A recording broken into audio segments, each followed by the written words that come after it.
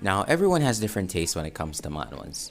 Some people like manhwas where the main character is smart, overpowered, and then there are some that like manhwas where the main character is just absolutely ruthless and enjoys killing people unnecessary. And I totally understand that. So here's a list of the top 10 manhwas where the main character is overpowered and ruthless. Absolute Sword Sense. With his Dantian shattering from a key rampage, Unwee was cast aside by his family. After that, he was kidnapped by the Blood Cult where he spent his life as a third-rate spy. One day, he's killed after being used to find the legendary secret records of the Sword Sage. But instead of really dying, he wakes up 10 years in the past on the day he was kidnapped by the Blood Cult, along with the power to hear the voices of swords. So the main character isn't really that overpowered in the beginning, but the story is headed that way, and with his knowledge from his previous life, he has no problem killing who needs to be killed and using whoever he wants to benefit him. So I'd say along with a pretty good art, you're getting a well-developed story. Or that's what it seems like so far.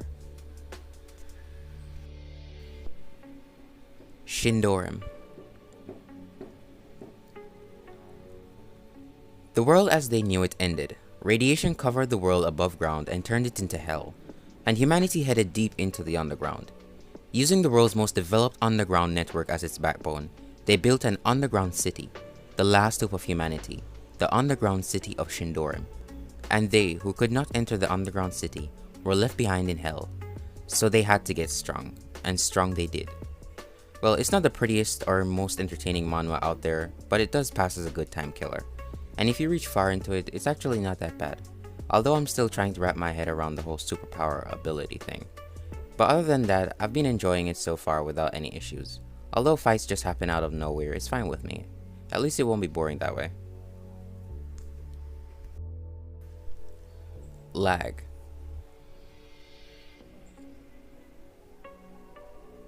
An unknown space where humans use abilities or skills through awakening. Monsters appear on each floor and room, and missions are given accordingly. This manhwa is rather special because even though the main character returns to the past, his experience from before becomes totally useless, since the future of Lag keeps changing, so he has to rely on his luck and his own skills, which keeps the story from being too predictable, while also being very entertaining. The Earth Savior Selection.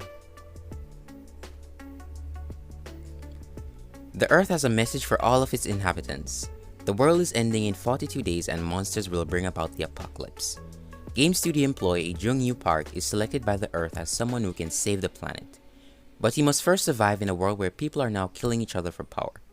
He also must compete with other saviors to retain his planet-saving abilities.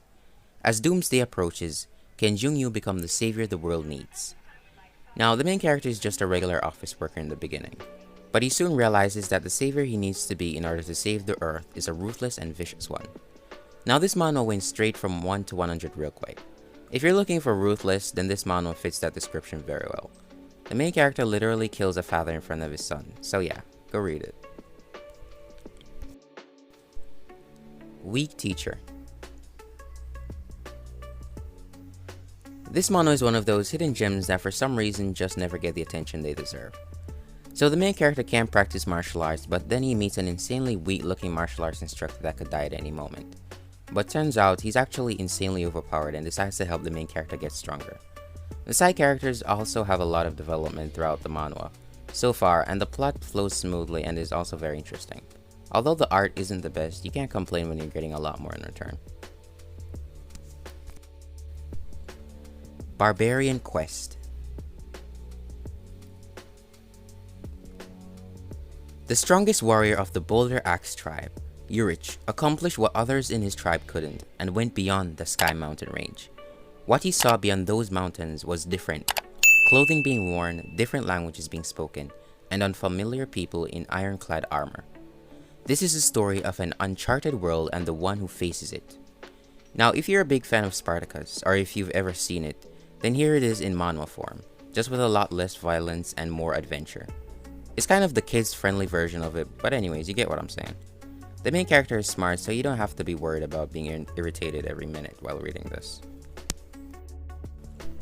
Hero Killer. So we have a female lead that is on a journey for revenge with the help of her master who taught her what she needs to survive, and accomplish both his and her goals. But I don't want to spoil it too much. Female lead, no stupidity or nonsense, pure action and beautiful art. This is all you could have ever asked for in a manhwa. This is the first female lead manhwa I've read that I actually loved and really made me excited, and I'm not ashamed to say it. This shit is good. It would be a crime not to recommend this and keep it to myself. Is the Demon King a healer? So this manhwa is rather decent at the moment, but from what I see there's a very good chance that this will turn into something good. My only issue would be the art since it doesn't look as crisp and beautiful as some of the others I've seen. But that doesn't necessarily mean it's bad.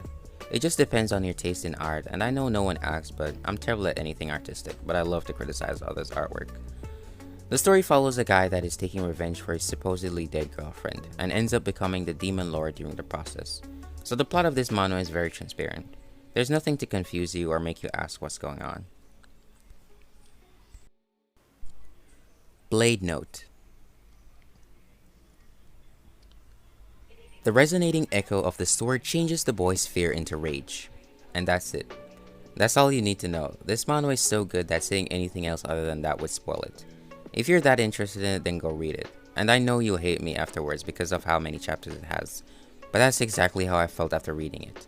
So I'm just sharing my pain with you. Enjoy it.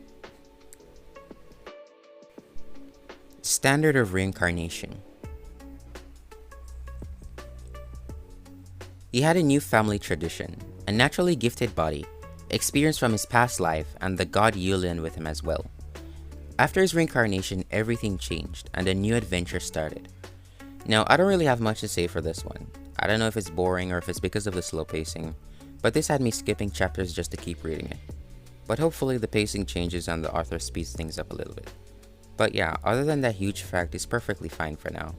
At least it has every element a normal manhwa would have, so the last say in this one is up to you guys. And yeah, that's pretty much it. There were some other manhwas that were pretty good as well, but I chose some of the best ones. And if you enjoyed the video, drop a like and subscribe.